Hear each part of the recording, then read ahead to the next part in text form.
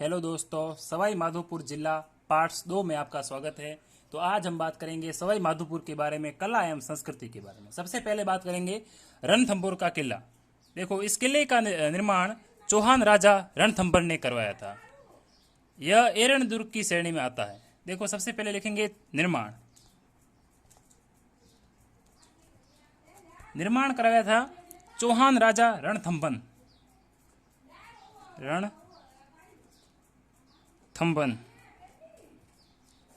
रणथंभौर कौन था? चौहान राजा था। ठीक है। श्रेणी कौन सी है? एरण श्रेणी। जैसे सोनारगढ़ दुर्ग धानवनीय शैली में है। धानवनीय मतलब जैसे धोरो में है तो धानवनीय, इसी प्रकार इसकी श्रेणी है एरण दुर्ग। कैसा है? एरण दुर्ग मतलब चार और वन हो और पर्वत हो, ऐसी श्रेणी को एरण श्रेणी कहते हैं।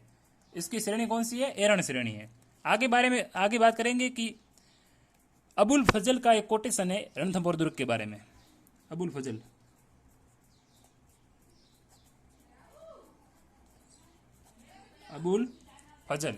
कि बाकी सभी दुर्ग नंगे हैं, जबकि यह एकमात्र बख्तरबंद है।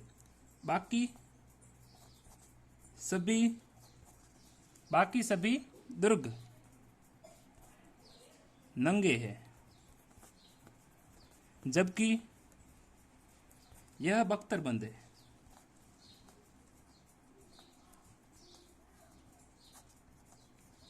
क्वेश्चन आता है कि अबुल फजल ने यह कोटेशन किस दुर्ग के बारे में कहा है कि बाकी सभी दुर्ग नंगे हैं, बल्कि यह दुर्ग बख्तरबंद है। यह रणथंभौर के किले के बारे में अबुल फजल ने कहा था। ठीक है।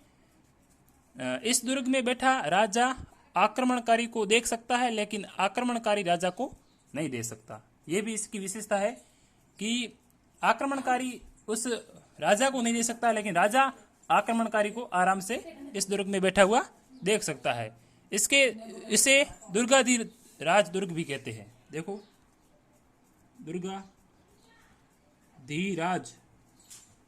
दुर्गाधिराज दुर्ग, दुर्गों में दुर्गाधिराज दुर्ग भी कहते हैं इसे। इसका प्रवेश द्वार नौलखा दरवाजा है। प्रवेश द्वार नौलखा। यह प्रश्न कई बार आया हुआ है कि किस किले का प्रवेश द्वार नौलखा दरवाजा कहलाता है। तो यह रणथंभौर के किले का तो जो प्रवेश द्वार है वो नौलखा दरवाजा कहलाता है। इस दुर्ग की मिट्टी, पत्थर एवं मानव द्वारा नहीं बल्कि देवताओं द्वारा निर्मित है। बस इस दुर्ग में जो मिट्टी है, जो पत्थर है, ये सभी मानव द्वारा निर्मित नहीं है, यह सभी देवताओं द्वारा निर्मित है, जिसके ऊपर से कल्पना की चिड़िया भी विचरण नहीं कर सकती। इस दुर्ग में हमीर देव की वीरता से संबंधित है। यह दुर्ग हमीर की वीरता से संबंधित है। हमीर की वीरता से संबंधित है, से संबंध रखता है। मतलब हमीर देव चौहान की जो वीर गाथा है वो इस रणथंभौर दुर्ग से जुड़ी हुई है। इस दुर्ग को यूनेस्को की विश्व सांस्कृतिक धरोहर में शामिल किया गया है। ठीक है।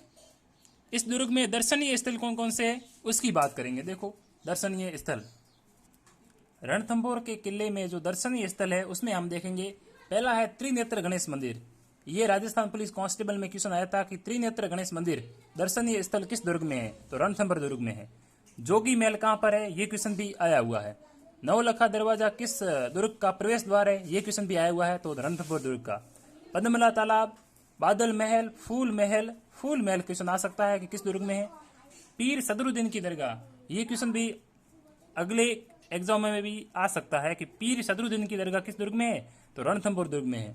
जोरा भोरा, अनाज का जो गोदाम है वो किस दुर्ग में है? ये रणथंभौर के किले में है, जोरा भोरा। फिर है 32 खंभों की छतरी, जिसे न्याय की छतरी कहते हैं। ये जैत्र सिंह की छतरी है। जैत्र सिंह की याद में, जैत्र सिंह ने 32 साल तक शासन किया, इसलिए 32 खंभों की छतरी। हमीर देव चौहान ने अपने पिता जैत्र सिंह की याद में 32 खंभों की छतरी बनाई, जिसे न्याय की छतरी कहते हैं। न्याय। शिव मंदिर के बारे में एक मान्यता है कि इस मान्यता के अनुसार हमीरदेव चौहान ने अपना सिर समर्पित किया था इस शिव मंदिर में, इसलिए शिव मंदिर है। इस शिव मंदिर में हमीरदेव चौहान ने अपना सिर समर्पित किया था। फिर आता है सुपारी महल। सुपारी महल, इसमें मंदिर भी है, मस्जिद भी है और गिरजाघर भी है। फिर आता है काला गोरा। काला गोरा भैरव मंदिर। काला गोरा भैरव मंदिर, इसके बारे में यह तांत्रिक विद्या से संबंधित है। हरना काला गोरा भैरव जो मंदिर है यह तांत्रिक विद्या से संबंधित है। वापिस देख लो, त्रिनेत्र गणेश मंदिर, जोगी महल, नवलखा दरवाजा, पद्मला तालाब, बादल महल, फूल महल, पीर सदरुद्दीन की दरगाह, ये रणथंभौर दुर्ग में है। जोरा भोरा, ये क्वेश्चन आपके अगले एग्जाम में आएगा कि जोरा भोरा किस दुर्ग में है। तो जोरा भोरा अनाज का जो गोदाम है वो रणथंभौर के किले में है। 32 खंभों की छतरी जैत्र सिंह की छतरी है, जिसे उनके पुत्र हमीरदेव चौहान ने बनाई, जिसे न्याय की छतरी कहते हैं। 32 खंभों की छतरी क्यों कहते हैं? क्योंकि जैत्र सिंह ने 32 साल तक शासन किया। फिर आता है शिव मंदिर, जिसमें मान्यता के अनुसार हमीरदेव चौहान ने अपना सिर समर्पित किया था। सुपारी महल, काला गोरा भैरव मंदिर, जिसे तांत्रिक का मंदिर भी कहते हैं। अब एक तीर्थ स्थल है रामेश्वरम, जहां पर महादेव जी का मंदिर है। देखो रामेश्वरम जो है, यहां पर 3 नदियां संगम बनाती है। देखो सबसे पहली नदी आती है बनास सीप नदी, बनास सीप नदी, और तीसरी नदी है चंबल नदी। इन तीनों का जो त्रिवेणी संगम बनता है उसे रामेश्वरम कहते हैं। क्या कहते हैं? रामेश्वरम कहते हैं। तो रामेश्वरम महादेव मंदिर कहाँ पर है? ये रामेश्वरम सवाई माधोपुर में है। रामेश्वरम सवाई माधोपुर में है। इसे मीणाओं का प्रयागराज कहते हैं। रामेश्वरम महादेव मंदिर या रामेश्वरम तीर्थ को मीणाओं का प्रयागराज, मीणाओं का प्रयागराज कहते हैं। रामेश्वरम तीर्थ स्थल को मीणाओं का प्रयागराज कहते हैं। आगे हम बात करेंगे महाशिवरात्रि मेला।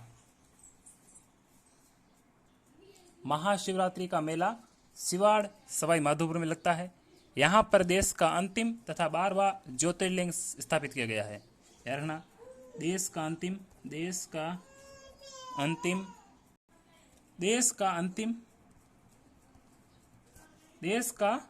तथा 12वां ज्योतिर्लिंग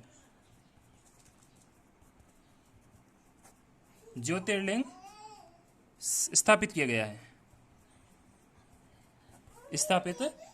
है। कहाँ पर? महाशिवरात्रि मेला जब सिवाड़ में लगता है तो सिवाड़ सवाई माधोपुर में देश का अंतिम तथा 12वां ज्योतिर्लिंग स्थापित किया गया है। देखो 2 नोट में हम मेले और देखेंगे। पहला है एकलिंग जी का कैलाशपुरी। एकलिंग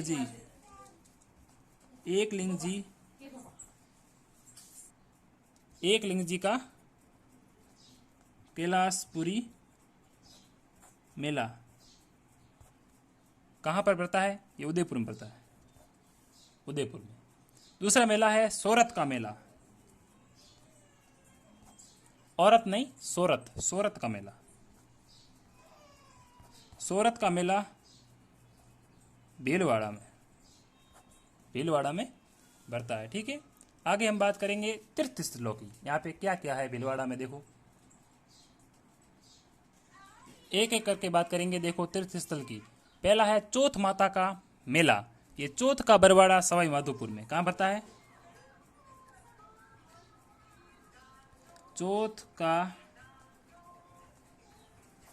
बरवाड़ा सवाई माधोपुर में।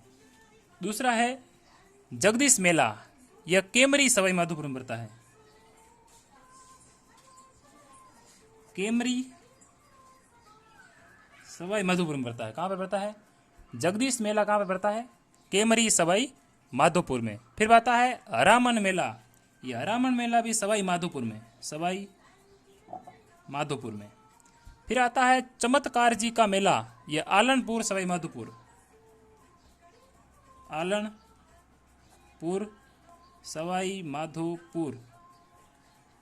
चमत्कार जी का मेला कहाँ पड़ता है? आलनपुर, सवाई माधोपुर। फिर आता है घुसमेश्वर महादेव मंदिर, ये सिवाड़ सवाई माधोपुर में है। सिवाड़ सवाई माधोपुर। ये जो घुसमेश्वर महादेव मंदिर है, इस पर मोहम्मद गजनवी ने आक्रमण किया था। तो महमूद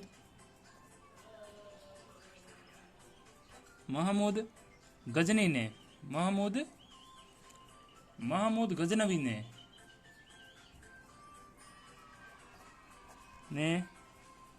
इस पर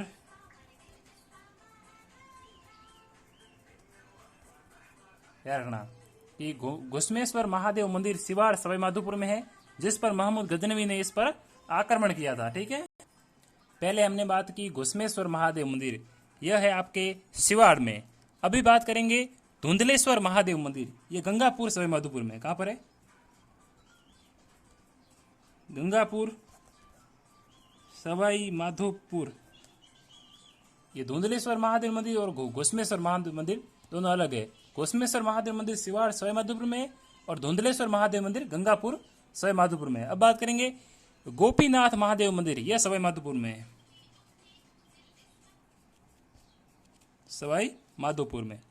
ये फूला नटनी का चबूतरा, ये सवाई माधोपुर में। ये क्वेश्चन आप अपने दिमाग में नोट कर लो, क्योंकि आप कौन सा भी एग्जाम दोगे ये क्वेश्चन अगली बार आएगा कि फूला नटनी का चबूतरा कहाँ पर है। एक नटनी का चबूतरा आ जाए तो ये तो आपके पिछोला झील पर है। ठीक है, वो अलग है, लेकिन ये कौन सी नटनी है? फूला नटनी का चबूतरा, ये सवाई माधोपुर में है। देखो गलता जी, ये गलता जी देखो, ये भी सवाई माधोपुर में है,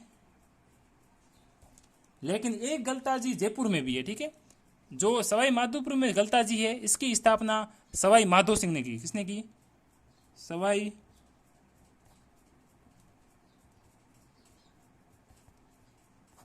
माधो सिंह ने की। और जो जयपुर में जो गलता जी है, नोट लिखो यहां पे,